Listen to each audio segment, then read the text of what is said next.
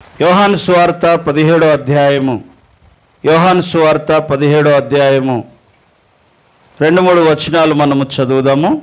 యోహాను సువార్త 17వ అధ్యాయము 2-3 వచనాలు. 17వ అధ్యాయం 1-2-3 వచనాలు. నీ కుమారుడు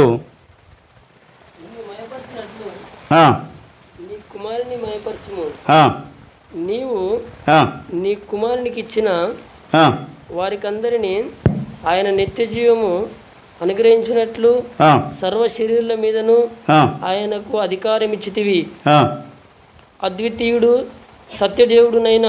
అద్వితీయ సత్యదేవుడునైనా నిన్నును నీవు పంపిన యేసుక్రీస్తును ఎరుగుటయే నిత్య జీవము. హల్లెలూయా. సో కాబట్టి అందరూ చెప్పండి, అద్వితీయ సత్యదేవుడవైన నిన్నును నీవు పంపిన యేసుక్రీస్తును ఎరుగుటయే నిత్య జీవము. నిత్య జీవం, ఈ మాట గుర్తుపెట్టుకోండి. దేవుడు ఒక్కడే అని మనము నమ్ముచున్నాము. దేవుడు ఒక్కడే అని మనము నమ్ముచున్నాము. అలాగూ నమ్ముట మంచిదే. సో కాబట్టి దేవుడు మనకు ఎంతవరకు తెలుసు, దేవుని గురించి మనకు ఎంత అవగాహన ఉంది అనే విషయాన్ని మనం ఈ దినము చూడబోతూ ఉన్నాం. సో బుద్ధిపూర్వకంగా మనకు తెలిసినటువంటి విషయం ఏంటంటే దేవుడు కొంతవరకు మనకి తెలుసు, కానీ మనకంటే ఎక్కువ దయ్యాలకు తెలుసంట. ఎవరికి? మనకంటే ఎక్కువ దయ్యాలకు తెలుసంట. చదవండి, యాకోబు పత్రిక 2వ అధ్యాయం 19వ వచనం. యాకోబు పత్రిక 2వ అధ్యాయం 19వ వచనం. దేవుడు ఒక్కడే అని నీవు నమ్ముచున్నావు. అలాగు నమ్ముట మంచిదే. దయ్యములను నమ్మి వణుకుచున్నవి. హల్లెలూయా. సో దేవుడు ఒక్కడే అని నీవు నమ్ముచున్నావు, అలాగు నమ్ముట మంచిదే, దయ్యములను నమ్మి వణుకుచున్నవి అనే మాట మనం చూస్తూ ఉంటున్నాం. సో ఏం చేస్తున్నాయంట? దయ్యాలు వణుకుచూ ఉన్నాయంట. అంటే దేవుడు అంటే వాటికి భయం. దేవుడు ఒక్కడే అని నీవు నమ్ముచున్నావు, అలాగ నమ్ముట మంచిదే, కానీ నీకంటే ఎక్కువ దయ్యాలు కూడా నమ్ముతున్నాయి, అవి వణుకుతున్నవి. అంటే మనకంటే ఎక్కువ వాటికి తెలుసు. దయ్యములు భయపడుతున్నవి ఏమని? దేవుణ్ణి చూసి. హల్లెలూయా. సో కాబట్టి దేవుడు ఒక్కడే అని నమ్ముట మంచిదే, కానీ మనకంటే ఎక్కువగా అవి నమ్ముతున్నాయంట. అందుకని ఆ భాగంలో ఇంకా కింద చదవండి, అదే 2వ అధ్యాయం, యాకోబు పత్రిక 2వ అధ్యాయం 20వ వచనం చదవండి. వ్యర్థుడా క్రియలు లేని విశ్వాసము వ్యర్థుడా, క్రియలు లేని విశ్వాసము నిష్ఫలమైనవి. చాలు. సో కాబట్టి ఏమంటున్నాడట? దయ్యములు నమ్మి వణుకుతున్నవి. వ్యర్థుడా, క్రియలు లేని విశ్వాసము మృతము అనే మాట మనము చూస్తూ ఉంటున్నాం. 14వ కీర్తన 14. మనము ఎందుకు వ్యర్థుడా అంటున్నాడంటే, మనకి ఇంకా దేవుణ్ణి నమ్మడం లేదు, దేవుని మీద విశ్వాసం లేదు మానవునికి. ఇంకా వాదములు, ఆయన ఉన్నాడా, ఆయన ఒక్కడేనా, ఆయన లేడా, ఆయన ఉన్నాడా అనే వివాదముల దగ్గర మనిషి ఏమైపోయాడంట? ఆగిపోయాడంట. కానీ దయ్యాలకు అలాంటి వాదాలు ఇంకా ఉన్నాడా లేడా అనుమానం ఏమీ ఎవరికి లేవంట? దయ్యాలకు లేవు. దేవుడు ఒక్కడే అని నమ్ముతున్నాయి, నమ్మి ఏం చేస్తున్నాయంట? వణుకుతున్నాయంట. కానీ మనిషి అసలు ఉన్నాడా ఆయన? వాదాలు పెట్టుకుంటున్నారు, వివాదాలు చేస్తూ ఉంటున్నారంట. చదవండి 14వ కీర్తన 1-2 వచనాలు. దేవుడు లేడని బుద్ధిహీనులు తమ హృదయములో అనుకొనుచున్నారు. వారు చెడిపోయిన వారు, జ్ఞానము లేని వారు, కార్యములు చేయుదురు. చాలు. సో కాబట్టి దేవుడు లేడని మనిషి వాదములు వివాదములు పెట్టుకుంటున్నాడు, కానీ దయ్యములు అయితే ఏం చేస్తున్నాయంట? ఏం చేస్తున్నాయి? వణుకుతూనేయంట, భయపడుతూనేయంట. దయ్యములకు తెలుసు దేవుడు ఉన్నాడని. దయ్యములకు తెలుసు దేవుడు అంటే వాటికి ఏంటిదంట? భయం. హల్లెలూయా, హల్లెలూయా. మరొక లేఖన భాగం చదువుదాము. అపొస్తలుల కార్యం 19వ అధ్యాయము. అపొస్తలుల కార్యం 19వ అధ్యాయము 14వ వచనం. అపొస్తలుల కార్యం 19వ అధ్యాయం 14వ వచనం. యూదుడైన స్కెవయును అను ఒక ప్రధాన యాజకుని కుమారుల 7 అలాగూ చేయుచుండిరి. అందుకు ఆ దయ్యము నేను యేసును గుర్తెరుగుదును, పౌలును కూడా ఎరుగుదును. ఏమంటుంది ఇక్కడ దయ్యము? స్కేయా కుమారులు వెళ్ళి దయ్యంతో మాట్లాడుతున్నప్పుడు ఆ దయ్యం అన్నదంట, దయ్యమా ఈ మనిషి నుంచి వెళ్ళిపో అన్నదట వాళ్ళు. అంటే అప్పుడు వాళ్ళన్న ఆ దయ్యం అన్నదంట ఏమని? నాకు యేసు తెలుసు, నాకు పౌలు తెలుసు, మీరెవరు అన్నది. మొదటిది దేవుడు ఒక్కడే అని తెలుసు దయ్యానికి, దేవుడు ఒక్కడే అని తెలుసు. రెండోది దయ్యానికి యేసు అంటే ఎవరో తెలుసు, దైవజనుడైన పౌలు తెలుసు, దేవుని సేవకుడు ఎవరో దానికి తెలుసు అంట. ఎవరికి? దయ్యమునకి దేవుడు ఒక్కడే అని తెలుసు, యేసు ప్రభు ఎవరో తెలుసు, దేవుని సేవకుడు ఎవరో దానికి తెలుసు అనే మాట మనం ఇక్కడ చూస్తున్నాం. మార్కు సువార్త 1వ అధ్యాయము 23వ వచనం. కానీ మనిషికి చాలా విషయాలు తెలియదంట. అందుకని దేవుణ్ణి మనం ఎంతవరకు ఎరిగి ఉన్నాం, దేవుడు మనకు ఎంత తెలుసు?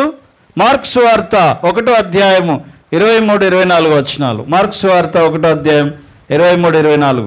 ఆ సమయమున వారి సమాజ మందిరములో అపవిత్రాత్మ పెట్టిన మనుషుడొకడుండెను. వాడు నజరేయుడగు యేసు. నజరేయుడైన యేసు, మాతో నీకేమి పని? మమ్మలను నశింపజేయడానికి వచ్చావా? నీవెవడవో నాకు తెలియను. సో కాబట్టి దయ్యమునకు ఏం తెలుసంట?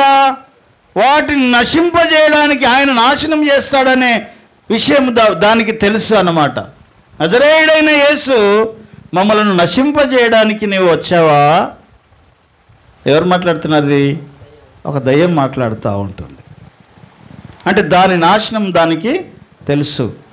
మమ్మల్ని మా సమయం ఇంకా రాలేదంటది. అక్కడ చదవమ్మా. మా సమయం ఇంకా 24 వచ్చింది. 1:24.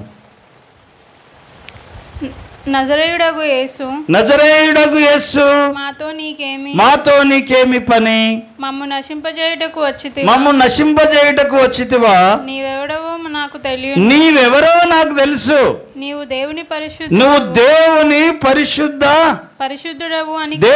పరిశుద్ధుడవని కేకలు వేశాను. ఎవరు తెలుసంట? దయానికి ఎవరు తెలుసంట? ఆయన ఎవరో తెలుసు దానికి. నీవు పరిశుద్ధుడవు, నీవు మమ్మల్ని నాశనం చేయడానికి వచ్చావా? నీవెవరో నాకు తెలుసు. దేవుని గూర్చి దయ్యమునకు ఏంటంట? ఆయన ఒక్కడే అని తెలుసు. ఆయన యేసు, ఆ యేసు ఎవరో ఆయనకు తెలుసు, దానికి తెలుసు. దేవుని సేవకుడు ఎవరో దానికి తెలుసు. ఆయన పరిశుద్ధుడని కూడా దానికి తెలుసు అంట. హల్లెలూయా. లూకా సువార్త 4వ అధ్యాయము 41వ వచనం. దేవుడు మనకు ఎంతవరకు తెలుసు, దేవుణ్ణి మనము ఎంత ఎరిగి ఉన్నాము అనే విషయాన్ని మనం ధ్యానం చేస్తాం. 4వ అధ్యాయం 41వ వచనం. ఇంతేకాక దయ్యములు నీవు దేవుని కుమారుడవని కేకలు వేయచ్చు అనేకులను ఏమంటున్నాయి? ఆయనను చూసి ఏమంటున్నాయట? నువ్వు దేవుని కుమారుడు, నీవు పరిశుద్ధుడు, నీవు ఒక్కడవే దేవుడు, నీవెవరో నాకు తెలుసు అని దయ్యం మాట్లాడుతూ ఉంటుంది. కానీ ఆయన శిష్యులు ఒక సందర్భంలో సముద్రం మీద వెళ్తూ ఉన్నప్పుడు ఆ పడవ మునిగిపోతూ ఉంటే ఆ అమరములో ఈయన ఏం చేస్తున్నాడట? యేసయ్య పడుకొని ఉన్నాడు. ఆయన నిద్రపోతున్నాడు. సముద్రం మీద ప్రయాణం చేస్తూ ఉన్నారు. అప్పుడు గాలి తుఫాను వచ్చింది. ఆ గాలి తుఫాను వచ్చి ఆ పడవని కొడతా ఉంది. యాడ మునిగిపోతుందో అని చెప్పి ఆ అందులో ఉన్నటువంటి శిష్యులందరూ కూడా ఏం చేస్తున్నారట? చదవండి ఆ మాట. మత్తయి సువార్త 8వ అధ్యాయము, మత్తయి సువార్త 8వ అధ్యాయం 27వ వచనం.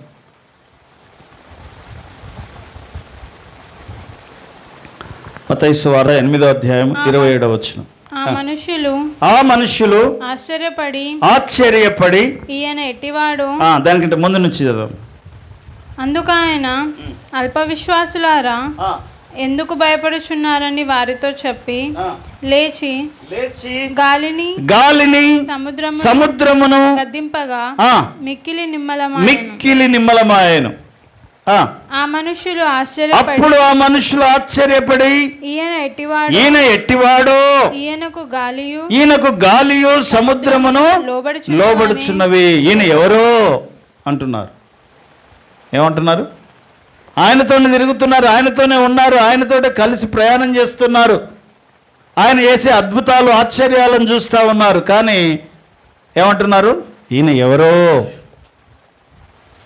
దయ్యములు ఏమంటున్నాయి? నీవెవరో మాకు తెలుసు. కానీ మనుషులు ఏమంటున్నారు? ఈయన ఎవరో అంటే మనుషులకి తెలియదు. హల్లెలూయా. సో కాబట్టి యేసు ఎవరో నీకు తెలుసా? ఎంతవరకు తెలుసు? ఒక దయ్యమునకు డౌట్ లేదు, ఆయన దేవుడు అని నమ్ముతుంది. ఓ దయ్యానికి డౌట్ లేదు, ఆయన ఎవరో దానికి తెలుసు. ఆయన పరిశుద్ధుడు, ఆయన దేవుని కుమారుడని ఓ దయ్యం మాట్లాడుతూ ఉంది. కానీ మనిషి ఏం చేస్తున్నాడు అంటే, ఇంకా ఆయన ఉన్నాడా, ఉంటే ఆయనేనా దేవుడు? వాదములు వివాదముల మధ్యలో మనిషి ఏమవుతున్నాడు? కొట్టుకుపోతున్నాడు అనే మాట మనం చూస్తూ ఉంటున్నాం. మత్తయి సువార్త 8వ అధ్యాయము 28వ వచనంలో మరొక మాట అక్కడ రాయబడి ఉంది. 8వ అధ్యాయము 28వ వచనం. ఆయన అద్దరినున్న గదరేనీయుల దేశము చేరగా దయ్యములు పట్టిన 2 మనుషులు సమాధులలో నుండి బయలుదేరి ఆయనకు ఎదురుగా వచ్చిరి. వారు మిగుల ఉగ్రులైనందున ఎవడునూ ఆ మార్గమున వెళ్ళలేకపోయిరి. వారు, ఇదిగో దేవుని కుమారుడా, నీతో మాకేమి? ఇదిగో దేవుని కుమారుడా. ఇంకొక దగ్గర ఉంటుంది, సర్వోన్నతుడైన దేవుని కుమారుడా, మాతో నీకేమి పని?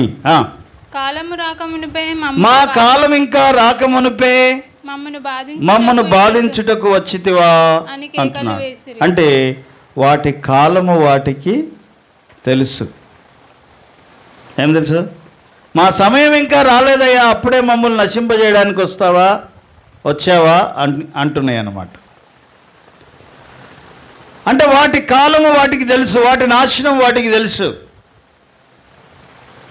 మానవునికి తన సమయం తెలియదు. అందుకనే మోషే అంటాడేమని, మా దినములు లెక్కించుకొనుటకు మాకు నేర్పించుము దేవా.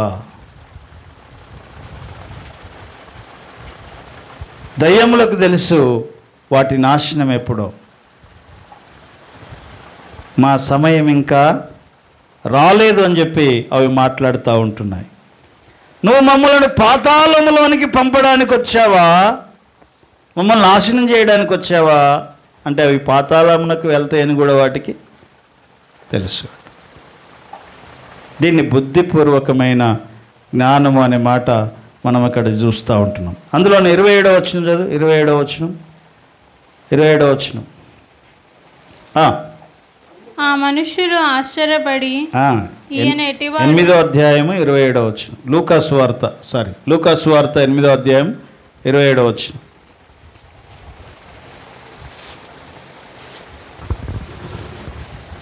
దయ్యములు దేవుణ్ణి నమ్ముతా ఉన్నాయి.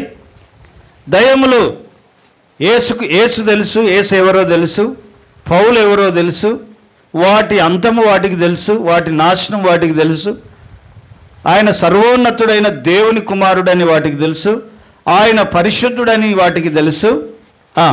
27వ వచనం.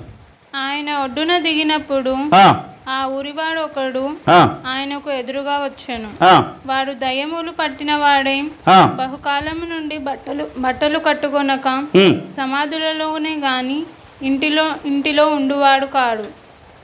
వాడు యేసును చూచి కేకలు వేసి ఆయన ఎదుట సాగిలపడి యేసు సర్వోన్నతుడైన దేవుని కుమారుడా, నాతో నీకేమి అని నన్ను బాధపరచుకుమని వేడుకొనుచున్నా. ఏం చేస్తుందంట ఆ దయ్యము? ఆయనను వేడుకుంటుంది. వేడుకోవడం అంటే ప్రార్థిస్తుంది. ఏం చేస్తుంది దయ్యం? ప్రార్థన చేస్తుంది. నన్ను నాశనం చేయకయ్యా, నా సమయం ఇంకా రాలేదు. సాగిలపడడం అనేది ఏంటంటే ఆరాధనను చూపిస్తుంది. దయ్యం ప్రార్థిస్తుంది, దయ్యం సాగిలపడుతుంది, దయ్యం దాని యొక్క అంతము తెలుసు, దయ్యం ఆయన పరిశుద్ధుడని ఎరుగును, ఆయన సర్వోన్నతుడైన దేవుని కుమారుడని దానికి తెలుసు, యేసు ఎవరో తెలుసు, దేవుని సేవకుడు ఎవరో తెలుసు, ఆయన ఒక్కడే అని అది నమ్ముతూ ఉంటుంది. సో కాబట్టి దేవుడు ఎవరో దానికి తెలుసు, కానీ మానవునికి దేవుడెవరో తెలియదు. అసలు దేవుడు ఉన్నాడా? ఇదొక పెద్ద వాదం. ఇంకోటి వాదములు పెట్టుకుంటూ దేవుని గురించిన కన్ఫ్యూజన్లో మానవుడు బ్రతుకుతూ ఉంటున్నాడు. నీకు కన్ఫ్యూజన్ ఉందేమో, నీకు డౌట్ ఉందేమో, నీకు అనుమానాలు ఉన్నాయేమో. దయ్యమునకు అలాంటివేమీ లేవు. దేవుడు ఒక్కడే అని నమ్ముచున్నావు, మంచిదే. దయ్యములు కూడా నమ్మి ఏం చేస్తున్నాయి? వణుకుతున్నవి అనే మాట మనం చూస్తాం. మరొక లేఖన భాగం చదవండి. అందులోనే లూకాసు వార్త 8వ అధ్యాయం 45వ వచనం. 8వ అధ్యాయం 45వ వచనం.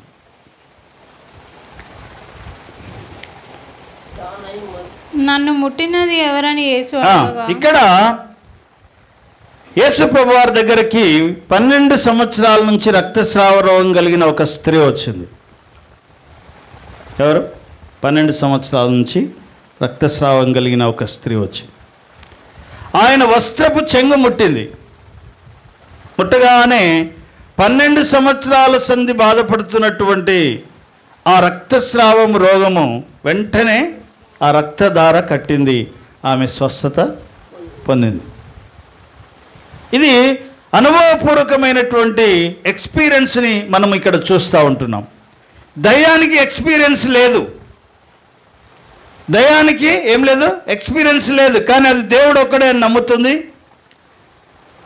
యేసు ఎవరో దానికి తెలుసు, దేవుని సేవకుడు ఎవరో దానికి తెలుసు, ఆయనే సర్వోన్నతుడైన దేవుని కుమారుడని, ఆయన పరిశుద్ధుడని, ఆయన పాతాళమునకు పంపగలిగిన సర్వశక్తిమంతుడని, వాటి అంతము ఎప్పుడో వాటికి తెలుసు. అయితే మానవునికి ఒక అవకాశం ఉంది, దయ్యానికి అవకాశం లేదు.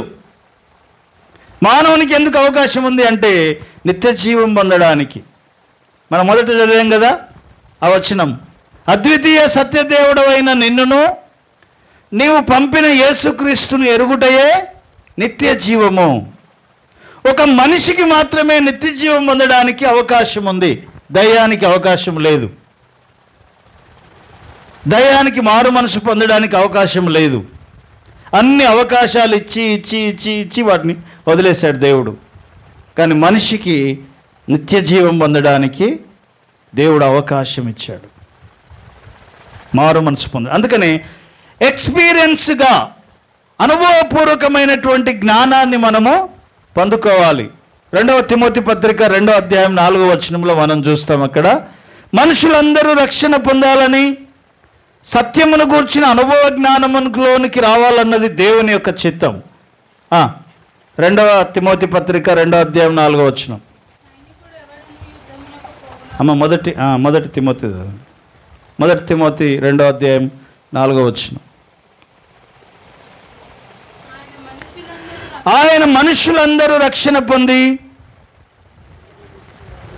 సత్యమును గూర్చిన అనుభవ జ్ఞానములోనికి ఉండవలనని ఇచ్ఛయించుచున్నాను.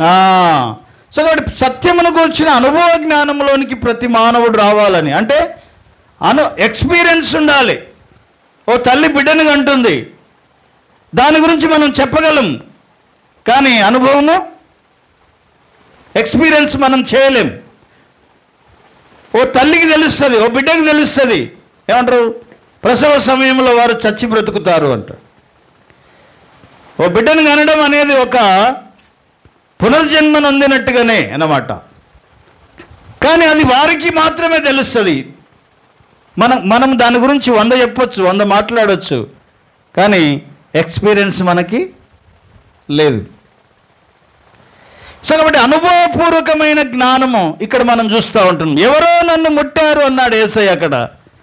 ఆమె ముట్టింది, స్వస్థత పొందింది, ఆమె ఎక్స్పీరియన్స్గా ఆమె అనుభవించింది, దాన్ని స్వస్థతను అనుభవించింది. అనుభవపూర్వకమైన జ్ఞానం, దేవుణ్ణి ఎరిగి ఉండుట. అందుకని దావీదు అంటాడు ఏమని? దేవా రుచి చూచి ఎరిగి తిని, నీవు ఉత్తముడవని, నువ్వు మంచివాడవని, యెహోవా ఉత్తముడని రుచి చూచి ఎరిగి తిని అంటాడు. సో అటు పర్సనల్గా, వ్యక్తిగతంగా, అనుభవపూర్వకంగా ఎరిగి ఉండడం అనేది చాలా ప్రాముఖ్యమైనటువంటి మాట. ఇక్కడ స్త్రీ ఏం చేసిందంట? అనుభవపూర్వకంగా ఆయనను ఏం చేసింది? వెనక నుంచి వెళ్ళి ముట్టింది అంట. ఎక్స్పీరియన్స్ జ్ఞానం లేని వారు సంఘంలో ఉండొచ్చు, ఎక్స్పీరియన్స్ జ్ఞానం లేని వారు సమాజంలో ఉండొచ్చు. దేవుడంటే ఎవరో ఎరగకుండా మనం పాటలు పాడొచ్చు, ఆరాధన చేయొచ్చు, ప్రార్థన చేయొచ్చు, ప్రసంగాలు చేయొచ్చు. దేవుడంటే ఎవరో ఎరగకుండా అద్భుతాలు కూడా చేయొచ్చునంట. ఏం చేయొచ్చు?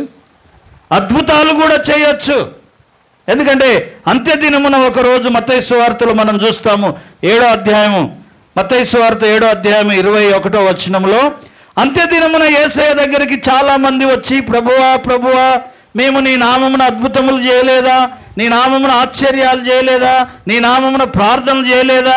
ఆరాధన చేయలేదా? నీ నామమున సువార్త ప్రకటించలేదా అంటే అప్పుడు ఆయన ఏమంటాడంట? చదవండి. ప్రభువా ప్రభువా అని నన్ను పిలుచు ప్రతివాడును పరలోక రాజ్యంలో ప్రవేశింపడు గాని పరలోకమందున నా తండ్రి చిత్త ప్రకారము చేయువాడే ప్రవేశించును.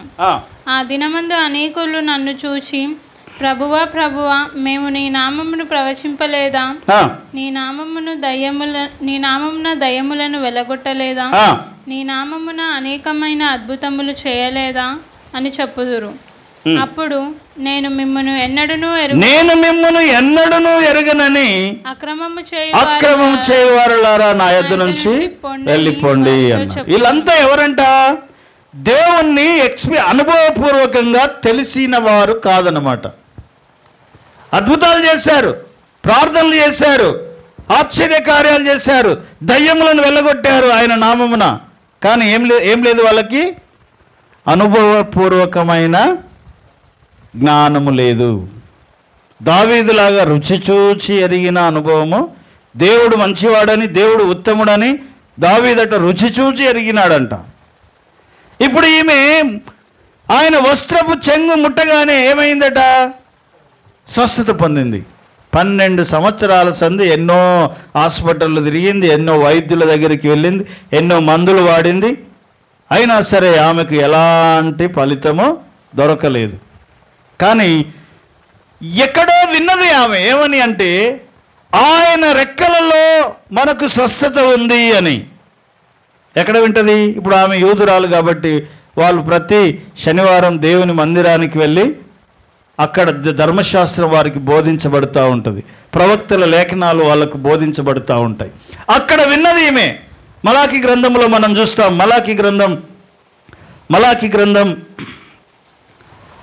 4వ అధ్యాయం 2వ వచనం. 4వ అధ్యాయం 2వ వచనం. మలాకి గ్రంథం 4వ అధ్యాయం 2వ వచనం. అయితే నా నామమందు భయభక్తులు గలవారగు మీకు నీతి సూర్యుడు ఉదయించును, అతని రెక్కలు ఆరోగ్యమును కలగజేయును. ఈమె సమాజ మందిరమునకు వెళ్ళినప్పుడు క్రీస్తు వస్తాడు, క్రీస్తు నీతి సూర్యుని వలె ఉదయిస్తాడు. ఆయన ఉదయించినప్పుడు ఆయన రెక్కల కింద, ఆయన రెక్కల్లో ఏముందట? స్వస్థత, ఆరోగ్యం ఉంది అని విన్నది. ఒకరోజు క్రీస్తు వస్తాడు, ఆయన వచ్చినప్పుడు ఆయన రెక్కల్లో మనకు స్వస్థత ఉంది, ఆరోగ్యం ఉంది అని ఈ 12 సంవత్సరాల రక్తస్రావ రోగం కలిగిన స్త్రీ విన్నది. తర్వాత ఆమె క్రీస్తు అని పిలువబడుతున్న యేసు వస్తున్నాడని విన్నది. అరే, నేను సమాజ మందిరంలో విన్న మాట, ఆ క్రీస్తు వచ్చాడు, వాక్యము శరీరము ధరించి భూమి మీద సంచరిస్తున్నాడని ఆమెకు తెలియగానే వెంటనే వచ్చి ఆమె ఏం చేసిందంట? ఆయన వెనక నుండి వచ్చి ఆయన వస్త్రపు చెంగు ముట్టింది. ముట్టగానే ఏమైందట? 12 సంవత్సరాలుగా ఆమె బాధపడుతున్నటువంటి, 12 సంవత్సరాలుగా సంతోషము లేని, 12 సంవత్సరాలుగా రక్తం రోజు పోతూ ఉంటే ఎలా ఉంటుంది శరీరంలో? ఆమె చాలా వీక్ అయిపోయింది. రక్తస్రావ రోగం కలిగిన స్త్రీ ఎలాంటి సుఖము లేకుండా ఉంది. అలాంటి స్థితిలో ఉన్న ఆమె వచ్చి ఏం చేసిందంట? యేసయ్య వస్త్రమును ముట్టగానే వెంటనే ఆమెకి తెలిసిపోయింది. మరి ఎవరికి ఇది కనబడదు కదా. వెంటనే ఆమెకు అర్థమైపోయింది తనకు స్వస్థత కలిగిందని. యేసయ్య కూడా చూడలేదు, ఎవరు ముట్టారో తెలియదు, కానీ ప్రభావము ఆయనలో నుండి బయటికి వెళ్ళిందంట. వెంటనే ఆయన ఎవరో నన్ను ముట్టారు అన్నాడు. అనగానే అందరు పరిశాన్ ఆశ్చర్యంగా చూశారంట. ప్రభువా, ఇంతమంది నీ మీద పడుతున్నారు, ఇంతమంది నిన్ను తాకుతున్నారు, ఇందులో ఎవరో ముట్టారు అంటే ఎలా చెప్పగలమంటే, లేదు ప్రభావము నాలో నుండి బయటికి వెళ్ళింది. వెంటనే ఆమె వచ్చి అక్కడ సాక్ష్యం చెప్పినట్లుగా మనము చూస్తాం. అప్పుడు ఆయన అంటాడు, నీ విశ్వాసము నిన్ను స్వస్థపరిచింది అంటాడు. సో కాబట్టి ఇక్కడ మనం నేర్చుకునే విషయం ఏంటంటే, ఆమె ఎక్స్పీరియన్స్గా, అనుభవపూర్వకంగా దానిని ఏమంటే తన శరీరంలో తాను ఆ స్వస్థతని అనుభవించినట్లుగా మనం చూస్తూ ఉంటున్నాం. సో స్వస్థత ఎక్కడ ఉంది? క్రీస్తు యొక్క రెక్కల్లో ఉంది. స్వస్థత ఎక్కడుంది? ఆయన వస్త్రపు చెంగులో ఉంది. ఆ వస్త్రపు చెంగు ఏంటి అంటే, ప్రతి యూదుడు ప్రార్థన చేసేటప్పుడు వేసుకునే ప్రార్థనా శాల్వా. యేసయ్య ఎవరంట? ఆయన ఎవడు? ఆయన యూదుడు. ఆయన మీద ఎప్పుడు ఒక వస్త్రం ఉంటుంది. ఏంటి ఆ వస్త్రం? ప్రార్థనా వస్త్రము అంటారు. ప్రార్థన చేసేటప్పుడు ఆ వస్త్రాన్ని నిండా కప్పుకొని నిలబడి దినమునకు 3 సార్లు ప్రార్థన చేస్తారు. హల్లెలూయా. సో ఆ వస్త్రానికి ఏముంటాయంటే నీలి సూత్రము, నీలి కుచ్చులు ఉంటాయి. అంచులకి 4 మూలలకి 4 అంచులకి నీలి కుచ్చులు ఉంటాయి. ఆమె వచ్చి ఆ కుచ్చులు ముట్టుకుంది అంట. ఆ కుచ్చులు దేనికి గుర్తు అంటే, ధర్మశాస్త్రంలో ఉన్న 613 ఆజ్ఞలకి గుర్తు అవి. ప్రార్థన చేసేటప్పుడు ఆ వస్త్రము తన మీద కప్పుకొని తల క్రిందికి వంచి ఆ కుచ్చులను చూస్తూ వీరు ప్రార్థన చేస్తారన్నమాట. ఏంటి ఆ కుచ్చులు దేనికి గుర్తు అంటే, దేవుని ధర్మశాస్త్రంలో ఉన్న 613 ఆజ్ఞలకు గుర్తు. ఆమె వచ్చి దేన్ని ముట్టుకుంది? దేవుని ఆజ్ఞలను ముట్టుకుంది అన్నమాట. ఆ వస్త్రపు చెంగు ముట్టుకుంది. ఆ వస్త్రపు చెంగు చివర ఉన్నటువంటి ఆ కుచ్చులను ఆమె తాకింది. హల్లెలూయా. సో కాబట్టి స్వస్థత ఎక్కడుంది అంటే, ఆయన ఆజ్ఞలు అనుసరించుటలో ఉంది. ఎవరైతే ఆయన ఆజ్ఞలు, కట్టడలు, ఆయన విధులను అనుసరించి వారి జీవితంలో నడుచుకుంటారో వారికి ఆరోగ్యము, స్వస్థత, ఆత్మ సంబంధమైన స్వస్థత వారికి కలుగుతుంది అనే మాట మనం చూస్తూ ఉంటున్నాం. సో కాబట్టి ఎక్కడ 2-3 కూడి ఉంటారో అక్కడ నేనుంటా అని సెలవిచ్చినాడు ప్రభు. ఆయన ఎక్కడ ఉంటే అక్కడ ఆయన యొక్క ఏముంటుందట? మీరు యెషయా గ్రంథం 6వ అధ్యాయం 1వ వచనం చదవండి. ఆయన దేవాలయం మీద సింహాసనం మీద ఆసీనుడై ఉండగా ఆయన వస్త్రపు చెంగులట ఎక్కడ ఆవరించినాయంట? దేవాలయమును కప్పివేసినాయి అనే మాట మనం చూస్తాం. యెషయా గ్రంథం 6వ అధ్యాయం 1వ వచనం. యెషయా గ్రంథం 6వ అధ్యాయం 1వ వచనం. చదువు. రాజైన ఉజ్జియా మృతి నొందిన సంవత్సరమున అత్యున్నతమైన సింహాసనం మీద ప్రభు ఆసీనుడై ఉండి నేను చూచి తిని ఆయన చొక్కాయి అంచు ప్రభు ఆసీనుడై ఉండుట నేను చూచి తిని ఆయన చొక్కాయి యొక్క అంచులు దేవాలయమును నిండుకొనెను. ఆయనకు పైగా శరాపులు చాలు. సో కాబట్టి ఆయన సింహాసనం మీద ఆసీనుడై ఉన్నాడంట. దేవాలయమును ఆయన వస్త్రములు ఏం చేసినాయి? కప్పివేసినాయి. సో కాబట్టి ఈ 12 సంవత్సరాల రక్తస్రావ రోగం కలిగిన స్త్రీ స్వస్థత కావాలంటే ఎక్కడికి రావాలి? ఎక్కడికి వస్తే స్వస్థత దొరుకుతుందని ఆమె విన్నది అంటే ఆయన రెక్కల్లో మనకు స్వస్థత ఉన్నది అని విన్నది. కాబట్టి ఆయన రెక్కల దగ్గరికి ఆమె వచ్చి ఆయన వస్త్రపు చెంగు ముట్టింది. 4 చెంగులు 4 దిక్కుల ఆయనకు రెక్కల వలె ఉన్నవి అన్నమాట. సో కాబట్టి మనకు స్వస్థత కావాలి, మనకు ఆరోగ్యం కావాలి, మనకు సమాధానం కావాలి, మనకు నెమ్మది కావాలి, మనకు సమృద్ధి కావాలంటే మనం ఎక్కడికి రావాలి? ఆయన దేవాలయము, ఆయన వస్త్రపు చెంగులు దేవాలయమును ఏం చేసినాయంట? కప్పివేసి ఉన్నవి. దేవుని ఆలయమునకు వచ్చి దేవుని ఆలయములో ఆయన ఉపదేశమును వింటూ ఆయన కట్టడలు ఆజ్ఞలు వింటూ అనుసరిస్తూ ఎవరైతే నడుచుకుంటారో వారి జీవితంలో వారికి ఆత్మ సంబంధమైన స్వస్థత వారికి కలుగుతూ ఉంటుంది. హల్లెలూయా, హల్లెలూయా. సో కాబట్టి ఎందుకు ఆ ఆజ్ఞలను ఆ కట్టడలను మనం అనుసరించాలి? మీరు చదవండి. లేవియా సంఖ్యాకాండము 15వ అధ్యాయం 3వ వచనం. సంఖ్యాకాండం 15వ అధ్యాయం 37వ వచనం.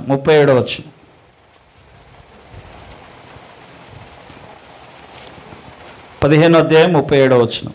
మరియు యెహోవా మోషేకు ఇలాగూ సెలవిచ్చెను, నీవు ఇశ్రాయేలీయులతో ఇట్లనుము, వారు తమ తరతరములకు తమ బట్టల అంచులకు కుచ్చులు చేసుకొని అంచుల కుచ్చుల మీద నీలి సూత్రము తొలగింపవలెను. మీరు నా ఆజ్ఞలన్నిటినీ జ్ఞాపకము చేసుకొని మీ దేవునికి ప్రతిష్ఠితులై ఉండునట్లు మునుపటి వలె కోరిన వాటిని బట్టి చూచిన వాటిని బట్టి వ్యభిచరింపక, అంటే మనకి ఏదనిపిస్తే అది దాని ప్రకారం నువ్వు వెళ్లకుండా నీకు కొన్ని ఆజ్ఞలు కట్టడలు వాటిని అనుసరిస్తూ నువ్వు వెళ్ళాలి అని చెప్పి మాట్లాడుతూ ఉంటున్నాడు. సో కాబట్టి ఆ వస్త్రపు చెంగు దగ్గరికి ఆ స్త్రీ వచ్చింది కాబట్టి ఆమెకి ఏం జరిగిందంట? స్వస్థత కలిగింది. ఇది ఎక్స్పీరియన్స్ జ్ఞానము, ఆత్మ సంబంధమైన ఎక్స్పీరియన్స్, అనుభవపూర్వకమైన జ్ఞానం దగ్గరికి వచ్చింది. దయ్యమునకు కూడా జ్ఞానం ఉంది.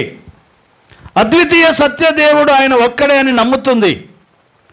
లేకపోతే యేసు ఎవరో దానికి తెలుసు, దైవజనుడు ఎవరో దానికి తెలుసు, ఆయనే సర్వోన్నతుడైన దేవుని కుమారుడని తెలుసు, ఆయనే పరిశుద్ధుడని తెలుసు, వాటి యొక్క అంతము వాటికి తెలుసు, పాతాళమునకు పంపగలిగిన శక్తి ఆయనకు ఉందని వాటికి తెలుసు. కానీ వాటికి ఏం లేదంట? వాటికి నిత్య జీవము లేదు. అంటే దేవుడు తెలిసి ఉంటే సరిపోదు, మనకి దేవుణ్ణి అనుభవపూర్వకంగా తెలిసి ఉండాలి. హల్లెలూయా. బుద్ధిపూర్వకమైన జ్ఞానము వలన నీవు దేవుని ఇన్ఫర్మేషన్ నీ దగ్గర ఉంటే సరిపోదంట, కానీ అనుభవపూర్వకమైన జ్ఞానం నీ దగ్గర కావాలి. ఎక్స్పీరియన్స్ విజ్డమ్ నీకున్నప్పుడే నీవు నిత్య జీవాన్ని పొందుకుంటావు. అందుకనే మనం చూసాం 17వ అధ్యాయము 22-3 వచనాల్లో, అద్వితీయ సత్యదేవుడైన నిన్నును నీవు పంపిన యేసుక్రీస్తును ఎరుగుటే నిత్య జీవము అనే మాట. సో మనం నిత్య జీవం పొందాలి అంటే అద్వితీయ సత్యదేవుడు అయిన దేవుణ్ణి జస్ట్ నమ్మితే సరిపోదు, ఆయనను ఎక్స్పీరియన్స్ చేయాలి. దావీదు అన్నట్లుగా, దేవా యెహోవా ఉత్తముడని రుచి చూసి ఎరిగితిని. రుచి చూసి ఎరగనంత కాలము ఒక దయ్యానికి నీకు పెద్ద తేడా ఏం లేదు. ఎందుకంటే దానికి కూడా మనకంటే ఎక్కువ తెలుసు. దేవుని గురించి దానికి ఆయన సర్వోన్నతుడని తెలుసు, ఆయన ఒక్కడే దేవుడని తెలుసు, ఆయన నశింపజేయగలడని తెలుసు, ఆయన పరిశుద్ధుడని తెలుసు. అయితే దానికి తెలియంది ఒకటి ఏంటంటే దానికి నిత్య జీవం లేదు, మారు మనసు పొందే అవకాశం కూడా దానికి లేదు. అయితే మనకున్న అవకాశం ఏంటంటే మారు మనసు పొందడానికి అవకాశం ఉంది, నిత్య జీవం పొందడానికి అవకాశం ఉంది, తర్వాత అనుభవపూర్వకంగా దేవుణ్ణి మనం తెలుసుకోవడానికి. హల్లెలూయా, హల్లెలూయా. నిద్రపోయేవాడిని లేపొచ్చంట, కానీ నిద్రపోతున్నట్టు నటించేవాడిని మనము ఏం చేయలేం, లేపలేము. అర్థమవుతుందా? నిద్రపోయేవాడిని మనం కదిలిస్తే టక్కున లేచిపోతాడు, కానీ నిద్రపోతున్నట్టు నటించేవాడిని మనం ఎంత లేపినా ఎవడు లేపలేడట. సో కాబట్టి దేవుణ్ణి ఎరిగి ఉన్నట్లుగా మనం నటించొద్దు. అనుభవపూర్వకంగా దేవుణ్ణి మనం ఏం చేయాలంట? తెలుసుకోవాలి, ఎక్స్పీరియన్స్ చేయాలి. అనుభవపూర్వకమైన జ్ఞానం. అందుకనే దేవుని యొక్క చిత్తం ఏంటి? మనుషులందరూ రక్షణ పొందాలి. రక్షణ పొందిన వారందరూ కూడా అనుభవపూర్వకమైన జ్ఞానములోనికి రావాలన్నది దేవుని యొక్క చిత్తం. మనం పరిశుద్ధులుగా ఉండడం దేవుని చిత్తం, మనము ఆయనను అనుభవపూర్వకంగా ఎరిగి ఉండడం దేవుని యొక్క చిత్తం. మీరు చదవండి, ఇర్మియా గ్రంథంలో ఒక మాట ఉంటుంది. ఇర్మియా గ్రంథం 17వ అధ్యాయంలో, ఇర్మియా గ్రంథం 17వ అధ్యాయం 23వ వచనం, 17:23.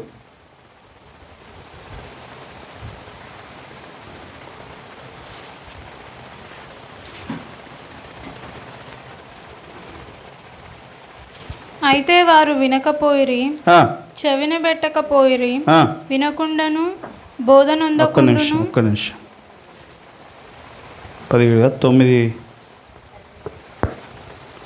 9వ అధ్యాయం 24వ వచనం, 9వ అధ్యాయం 24వ వచనం. ఇర్మియా గ్రంథం 9వ అధ్యాయం 24వ వచనం. అతిశయించువాడు దేనిని బట్టి అతిశయించవలెననగా భూమి మీద కృప చూపుచు, భూమి మీద కృప చూపుచు, నీతి న్యాయములను జరిగించుచు, యెహోవాను నేనే అని గ్రహించి నన్ను పరిశీలనగా తెలుసుకొనుటను బట్టి అతిశయింపవలెను.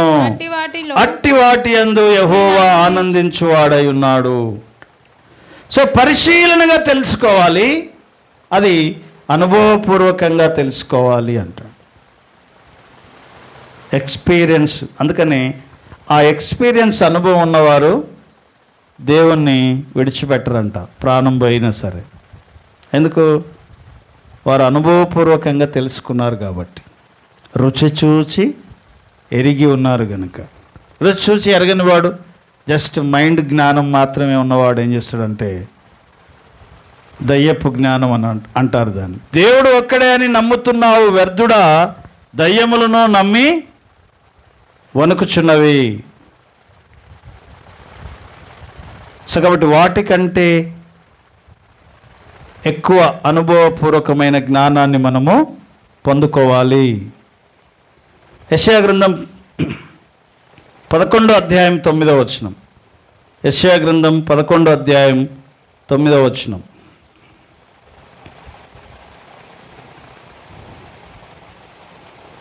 నా పరిశుద్ధత పర్వతమందంతటను ఏ మృగమును హాని చేయదు, నాశనము చేయదు.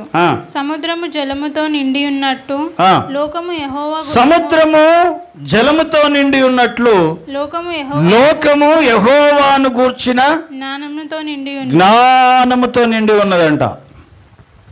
ఎలా ఉండాలి? దేవుని గూర్చిన జ్ఞానంతో. లోకంలో ఉన్నటువంటి పనికి మాలిన జ్ఞానం అంతా మనకు ఉంటుంది,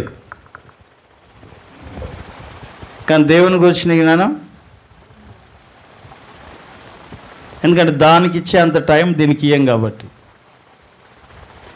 దాని మీద పెట్టే అంత శ్రద్ధ దీని మీద పెట్టం కాబట్టి ఈ జ్ఞానం చాలా తక్కువగా ఉంటుంది. లోకంలో లోక సంబంధమైన పాప సంబంధమైన జ్ఞానం ఎక్కువగా ఉంటుంది. అందుకని ఒక రోజు వస్తుంది అట, ఆ రోజు ఎలా ఉంటుందంట, సముద్రముతో నీళ్లతో నిండి ఉన్నట్లుగా లోకమంతా దేవుని గురించిన జ్ఞానముతో నిండి ఉంటుంది అంట. సో కాబట్టి సంఘము దేవుని గురించిన జ్ఞానముతో నిండి ఉండాలి, దేవుని గురించిన అనుభవపూర్వకమైన జ్ఞానముతో నిండి ఉండాలి. అది దేవుని చిత్తం. అందరూ దేవుని గురించిన అనుభవ జ్ఞానములోనికి రావాలన్నది దేవుని చిత్తం అనే మాట మనం చూస్తూ ఉంటున్నాం. సో కాబట్టి స్వస్థతలు, అద్భుత కార్యాలు, సూచక క్రియలు, మహత్యాలు జరిగితే సరిపోదట, ఇంకొక కొంచెం లెవెల్ దాటాలి అంటాడు. చాలామంది స్వస్థతలు, అద్భుతాలు, ఆశ్చర్యాలు చేసిన వారందరూ యేసయ్య దగ్గరికి వచ్చినప్పుడు ఏమన్నాడు, మీరెవరో నేను ఎరుగను అన్నాడు. ఎందుకంటే పర్సనల్ ఎక్స్పీరియన్స్ లేదు వాళ్ళకి, దేవునితో వారికి వ్యక్తిగత అనుభవం లేదు,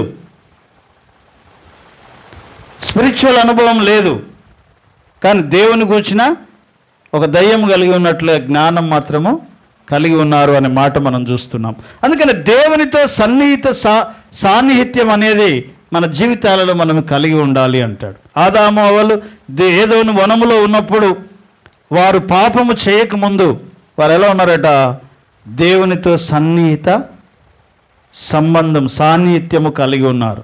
ముఖాముఖిగా దేవుడు ప్రతి సాయంకాల పూట చల్లపూట వారితో కలిసి మాట్లాడేవాడంట. మనకు బైబిల్లో కనబడతాడు మోషే, ముఖాముఖిగా దేవునితో ఆయన ఏం చేసినాడట, మాట్లాడినాడంట. ముఖాముఖి, ఒక స్నేహితునితో మాట్లాడినట్టుగా దేవునితో 40 రాత్రులు 40 పగళ్ళు 3 సార్లు 40 రాత్రులు 40 పగళ్ళు ఆయన ఏమంటారు సీనాయి పర్వతం మీద ఉండి దేవునితో ముఖాముఖిగా మాట్లాడినాడంట. సరే, ముఖాముఖిగా అనేది దేన్ని చూపిస్తుంది అంటే దగ్గరి సన్నిహిత సాన్నిహిత్యాన్ని చూపిస్తూ ఉంది. ఇది అనుభవపూర్వకమైన ఎక్స్పీరియన్స్, అనుభవపూర్వకమైన జ్ఞానం కలిగిన వారు మాత్రమే దేవునితో ఏమంటారు ఒక స్నేహితుని అనుభవాన్ని. అబ్రహాము గురించి కూడా దేవుడు చెప్తాడు, నా స్నేహితుడైన అబ్రహాముకు నేను చెప్పక మానేదన్నా అంటాడు. సొదొమ గొమొర్ర పట్టణములు నాశనం అవుతున్నాయి అన్నప్పుడు ఈ విషయము నా స్నేహితుడైన అబ్రహాముకు నేను చెప్పనా అంటాడు. సో స్నేహితుడైనాడు. ఎవరు స్నేహితుడు అంటే, స్నేహితునితో మన యొక్క విషయం ఎలా ఉంటుందంటే ఎవరికి చెప్పని విషయాలు కూడా స్నేహితునికి చెప్తాం. ఏదో ఆపద సమయం వచ్చినా స్నేహితుని మీద ఆధారపడతాం. అన్ని విషయాల్లో స్నేహితునికి మనము ఏం చేస్తామంట, షేర్ చేస్తాం. ఇంట్లో ఉన్న వాళ్ళకు కూడా చెప్పాం కొన్ని విషయాలు, కానీ స్నేహితునితో దాన్ని దగ్గరి సంబంధాన్ని మనకి చూపిస్తున్నట్లుగా మనం చూస్తూ ఉంటున్నాం. కొలస్సీలకు రాసిన పత్రిక 2వ అధ్యాయము 1-2 వచనాలు. కొలస్సీలకు రాసిన పత్రిక 2వ అధ్యాయం 1-2 వచనాలు. మీ కొరకును లవదోకియా వారి కొరకును శరీర రీతిగా నా ముఖము చూడని వారందరి కొరకును నేను ఎంతగా పోరాడుచున్నాను మీరు తెలుసుకొనగోరుచున్నాను. వారు ప్రేమయందు అతుకబడి సంపూర్ణ గ్రహింపు సంపూర్ణమైన గ్రహింపు యొక్క సకల ఐశ్వర్యములు కలిగిన వారై దేవుని మర్మమై ఉన్న క్రీస్తును స్పష్టముగా తెలుసుకొని ఉన్న వారై ఉన్నారట.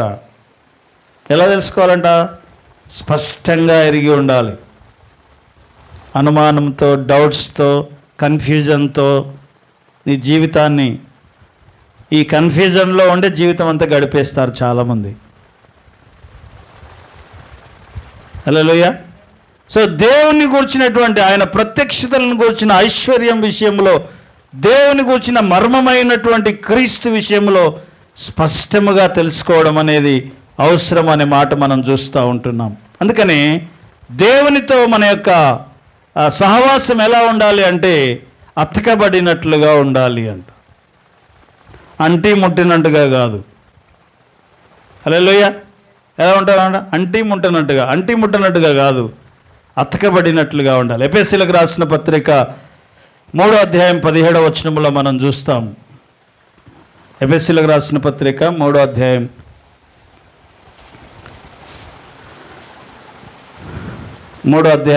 17వ వచనం.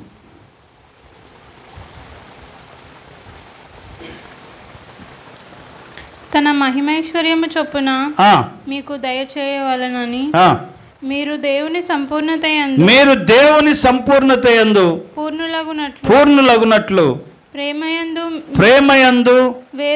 వేరుపడి స్థిరపడి సమస్త పరిశుద్ధులతో కూడా దాని వెడల్పు పొడుగు లోతు ఎత్తు ఎంతో గ్రహింపవలెను. జ్ఞానమునకు మించిన ఇప్పుడు చెప్పండి. జ్ఞానమునకు మించిన క్రీస్తు ప్రేమను తెలుసుకోవాలి.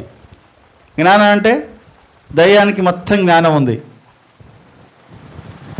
ఆ జ్ఞానానికి మించిన దేవుని ప్రేమను మనం ఎక్స్పీరియన్స్ చేయాలి. ఆ జ్ఞానమునకు మించిన ప్రేమని మనము అనుభవపూర్వకంగా తెలుసుకోవాలి. అందుకనే బుద్ధిపూర్వకమైన జ్ఞానం ఉంటే సరిపోదు, అనుభవపూర్వకమైన జ్ఞానం కలిగి ఉండాలి అంట. దేవుణ్ణి అనుభవపూర్వకమైన జ్ఞానము ఉన్నప్పుడే మనం మారు మనసు పొంది పశ్చాత్తాపం పొంది దేవుని యొక్క నిత్య జీవమును పొందడానికి మనం అర్హులము అవుతాం. జస్ట్ జ్ఞానం ఉంటే సరిపోదు.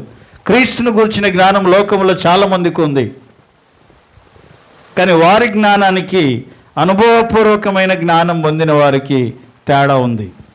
అందుకని అద్వితీయ సత్యదేవుడు అయిన నిన్నును నీవు పంపిన యేసుక్రీస్తును ఎరుగుటయే నిత్య జీవము. అంటే దేవుణ్ణి అనుభవపూర్వకంగా ఎప్పుడైతే మనం ఎరిగి ఉంటామో అప్పుడు మనము నిత్య జీవాన్ని పొందుకున్న వారం అవుతాము. హల్లెలూయా, హల్లెలూయా. సో మనకు స్వస్థత ఎక్కడ ఉంది అంటే ఆయన రెక్కల్లో మనకు స్వస్థత ఉంది. ఆమె అనుభవపూర్వకంగా తెలుసుకుంది, అనుభవపూర్వకంగా ఆయనను ముట్టింది, తాకింది, టచ్ చేసింది, ఆమె స్వస్థపరచబడింది. సో అనుభవపూర్వకమైన జ్ఞానం మనకేం చేస్తుంది అంటే స్వస్థతను దయచేస్తుంది. అనుభవపూర్వకమైన జ్ఞానం మనకు నిత్య జీవాన్ని ఇస్తుంది. అనుభవపూర్వకమైన జ్ఞానం మనకు ప్రత్యక్షతల ఐశ్వర్యాన్ని అనుభవించడానికి, ఆయనను గూర్చి జ్ఞానానికి మించిన విషయాలను మనం తెలుసుకోవడానికి అవకాశం ఉంటుంది. అంటే మరొక లెవెల్ ఆ స్పిరిచువల్ జీవితంలో, ఆత్మ సంబంధమైన జీవితంలో మరో లెవెల్కి వెళ్ళడము అనే విషయము మనం ఇక్కడ చూస్తూ ఉంటున్నాం. దాన్నే సన్నిహిత సాన్నిహిత్యము. ఇశ్రాయేల్ అందరూ సీనాయి పర్వతం కింద ఉన్నారు. మోషే ఒక్కడే ఎక్కడికి వెళ్ళినాడు? పర్వతం మీదికి వెళ్ళినాడు. వీరందరిని దాటి, ఆటంకాలను దాటి, ఆయన ఎవరో తెలుసా? 20 లక్షల మందికి ఆయన నాయకుడు. ఎంతమందికి? 20 లక్షల మందికి నాయకుడు. 40 రోజులు వదిలేసిపోయాడు. ఫోన్లు లేవు, మెసేజ్లు లేవు, ఫుడ్ లేదు, నీళ్లు లేవు. అర్థమైందా? లాస్ట్కి వీళ్ళు ఏమనుకున్నారు తెలుసా? మోసే చచ్చిపోయినట్టున్నాడు అయ్యా, మాకు ఇంకో నాయకుడు కావాలి, ఇంకో దేవుడు కావాలన్నారు.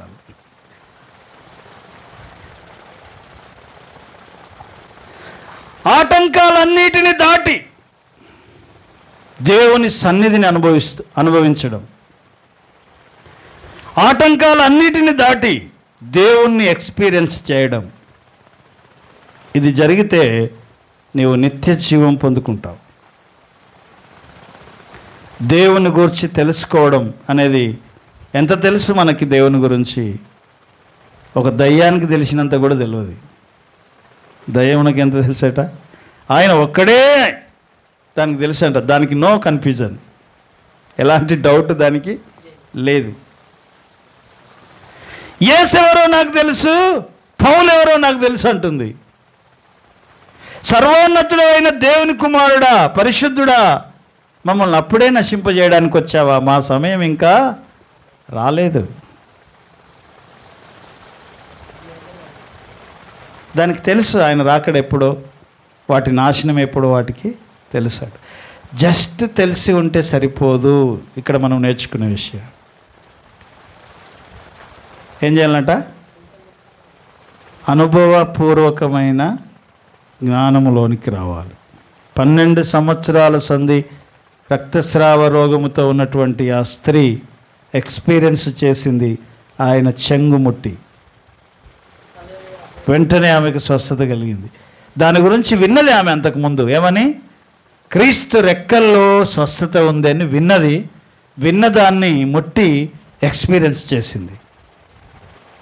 మనం వింటున్నాం కానీ ఎక్స్పీరియన్స్ చేయట్లేదు. దేవుని సర్వశక్తిని గురించి 100 వినొచ్చు, కానీ ఆయన సర్వశక్తిని మన జీవితంలో అనుభవించినప్పుడు సాక్ష్యం చెప్పగలం. ఆమె వచ్చి సాక్ష్యం చెప్తుంది. ఏమని? అయ్యా, నేను ఇన్ని తిప్పలు పడ్డా, ఇన్ని బాధలు పడ్డా, ఇలా ఉండి నా పరిస్థితి 12 సంవత్సరాల సంధి నాకు స్వస్థత కలిగింది నీ చెంగు ముట్టగానే.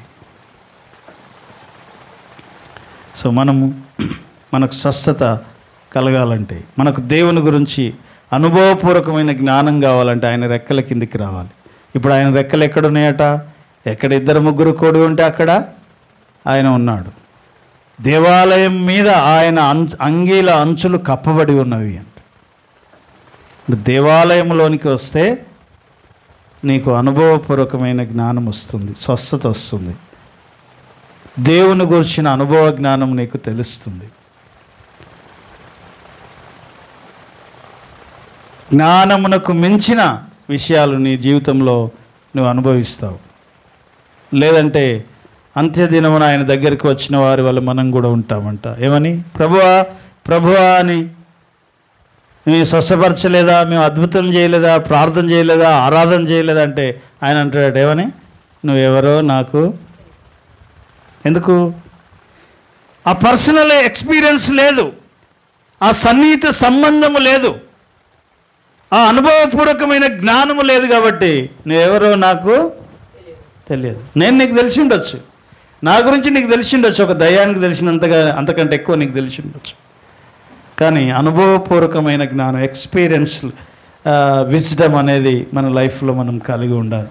అటువంటి కృప దేవుడు మనందరికీ అనుగ్రహించునుగాక.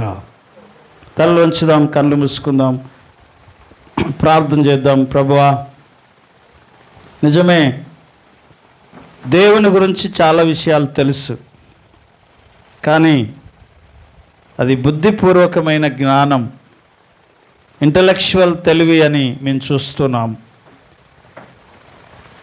ఒక దయ్యము వలె మేము ఒకవేళ జ్ఞానం కలిగి మాత్రమే ఉంటే నీవెవరో నాకు తెలియదని ఆ మాట మేము వినాల్సి వస్తుంది.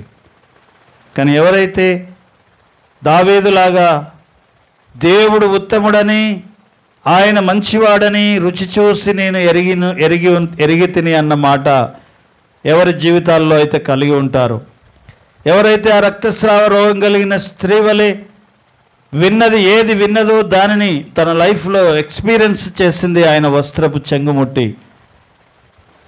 మనం దేవుని వాక్యాన్ని, దేవుని ఉపదేశాన్ని వింటున్నాము, అయితే దానిని అనుభవపూర్వకంగా ఎరిగిన స్థితి, ఎరిగిన ఎక్స్పీరియన్స్, అనుభవము కలగాలని మనం ప్రార్థన చేద్దాం. తండ్రి, నీకు వందనాలు చెల్లిస్తున్నాం. నిన్ను పరిశీలనగా తెలుసుకున్నట యందు నువ్వు ఆనందించే దేవుడు. లోకము సముద్రము జలములతో నిండినట్లుగా ఈ లోకమంతయో నిన్ను గూర్చిన అనుభవ జ్ఞానంతో నిండి ఉండడానికి నీ కృప దయచేయమని ప్రార్థన చేస్తూ ఉన్నాం. తండ్రి, లోక సంబంధమైన జ్ఞానమునకు మించి మేము నిన్ను ఎరిగి ఉండుటకు నీ కృప దయచేయండి. దేవా, నీకు వందనాలు. యెహోవాను ఎరుగువారు బలము కలిగి గొప్ప కార్యములు చేస్తుందని మీరు సెలవిచ్చినారు. మేము మిమ్మల్ని ఎరిగి ప్రభువా, ఇదిగో సన్నిహిత సాన్నిహిత్యము కలిగి ఉండడానికి, అనుభవపూర్వకమైన జ్ఞానము కలిగి ఉండడానికి నీ కృప దయచేయమని ఈ మాటల్ని మీరు దీవించండి. నీ బిడ్డలను ఆశీర్వదించండి. ప్రభా, ఇదిగో బుద్ధిపూర్వకమైన జ్ఞానం కాదు కానీ అనుభవపూర్వకమైన జ్ఞానాన్ని మీరు దయచేయండి. ముఖాముఖిగా మోషే వలె, అబ్రహాము వలె, నాయన స్నేహితుల వలె తండ్రి మీతో సన్నిహిత సాన్నిహిత్యము కలిగి ఉండుటకు నీ కృపను అనుగ్రహించుమని ఈ మధ్యాహ్న కాల సమయంలో మీ సన్నిధి మా మధ్యలో ఉంచినందుకు వందనాలు చెల్లిస్తూ ప్రభువైన యేసుక్రీస్తు నామమును స్తుతించి ప్రార్థిస్తున్నాం తండ్రి. ఆమేన్, ఆమేన్, ఆమేన్.